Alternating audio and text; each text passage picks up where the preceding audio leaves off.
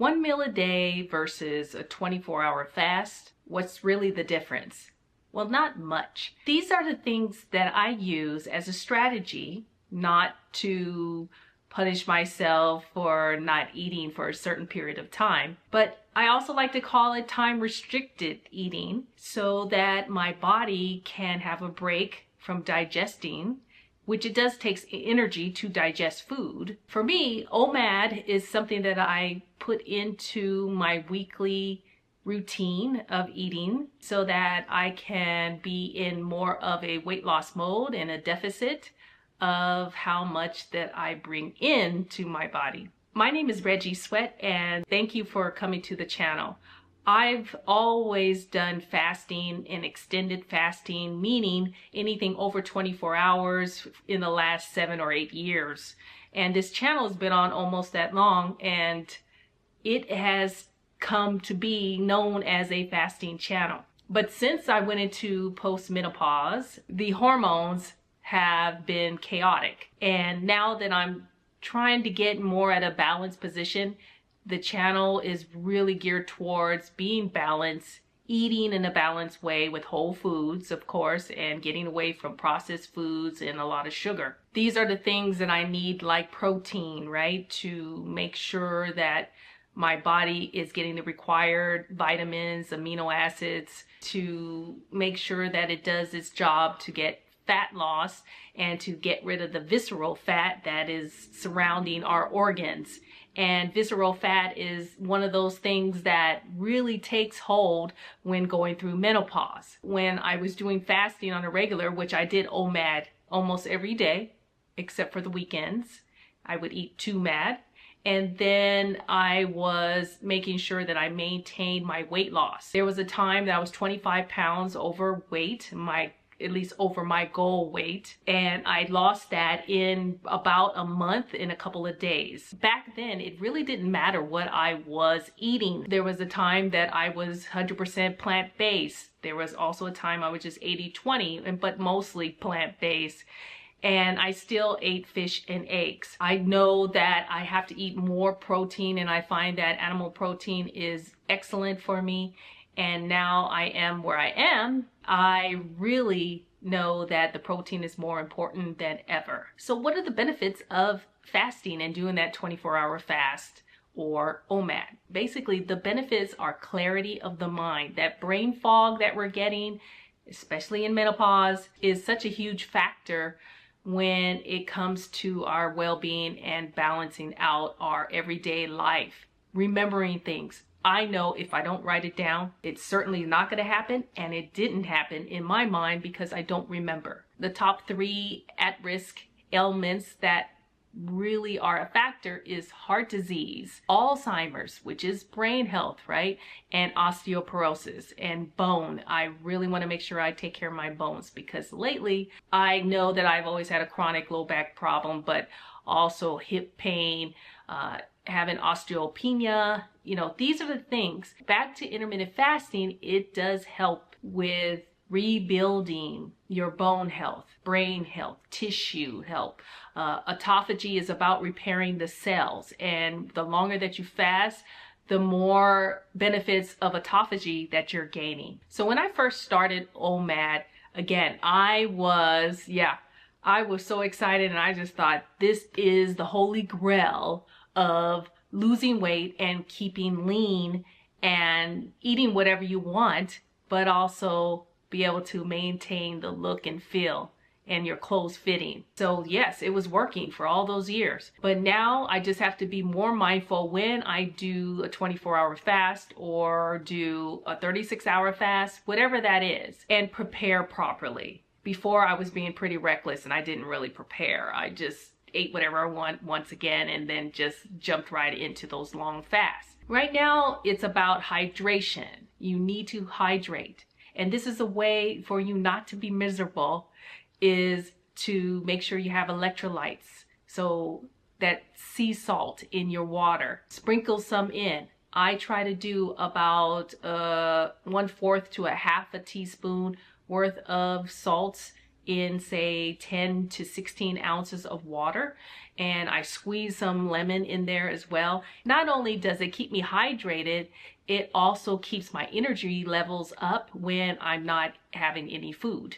And this window of fasting is all about the mind, the body, and the spirit connecting. Again, telling you my routine. Starting out first thing in the morning, I drink 16 ounces of water with electrolytes, making sure that I'm completely hydrated.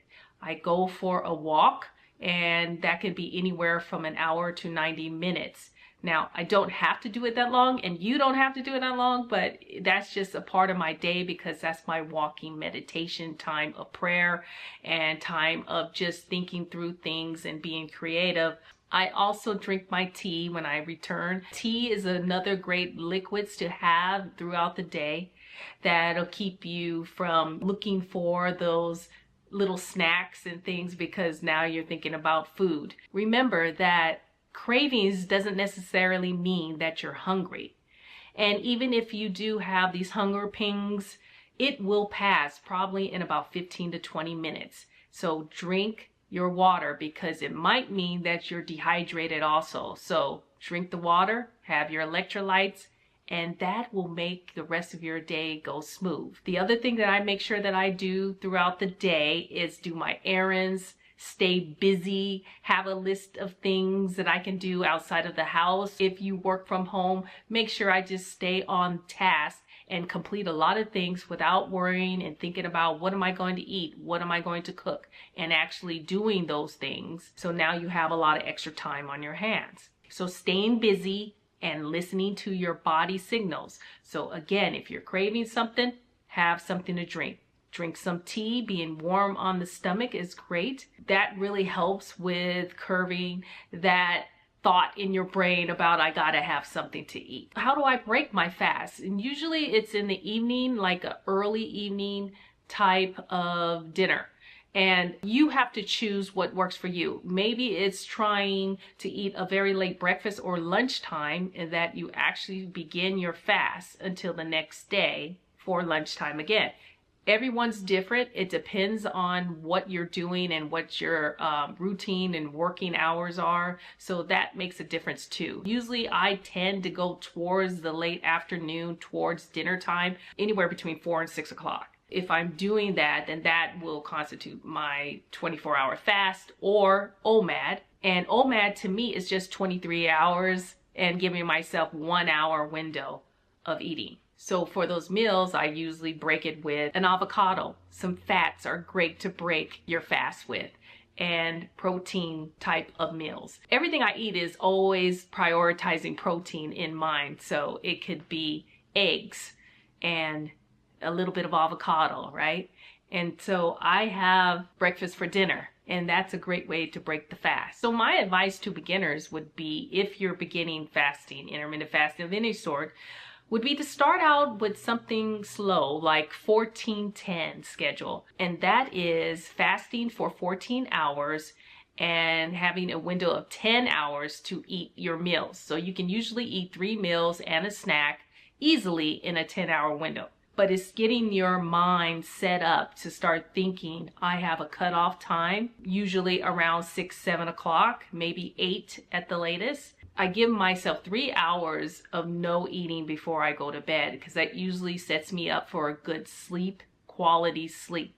And that's what we need. We must have rest and recovery. You're sleeping through the night. Obviously, you're still fasting. And then you may just decide to eat maybe 9 or 10 o'clock. And that right there is already a good 10 hours, maybe 12 hours of fasting. As I get used to, say, a 14-10 or a 12-12 schedule, I keep moving it up an hour, right? So you can get up to that 16-8 schedule, right? Maybe you're just eating from 9 to 5, and that's 8 hours right there. So the rest of the time is fasting. So that's a 16-8 schedule. Then the following week, I would go ahead and try the OMAD.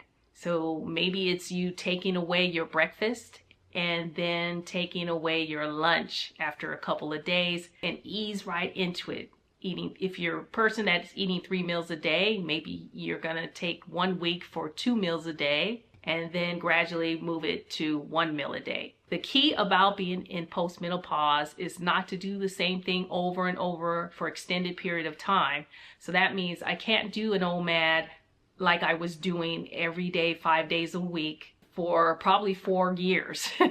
But what I can do is throw in 1 or 2 OMADs in the week. It so makes a difference in my fat loss and dealing with belly fat. So think of it that way. You're going to mix up when you add in an OMAD here or there. Now, I'm just talking to those that have just started out intermittent fasting. If that's what you want to implement as an extra tool to your already planned strategy for fat loss. Now, once you have reached your goal, you may not need to do OMAD.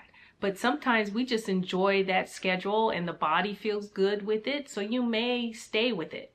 But to remember to give yourself breaks throughout the week, that you are eating regular meals and whatever that looks like for you to be able to reach your protein goals. Also, I do have the fasting lifestyle guide for the mature woman. And you can see how I did it and what helped me to lose 10-15 pounds that I needed to get off from menopause. So my question for you, have you ever tried fasting, or have you been someone that has been fasting for a long time? Or are you just curious about how to fast? Please leave a comment below, and I'd love to hear your stories and how we can do this better and tighten up that type of strategy to get rid of the fat. And always remember, you can begin again. Talk to you on the next video. Cheers.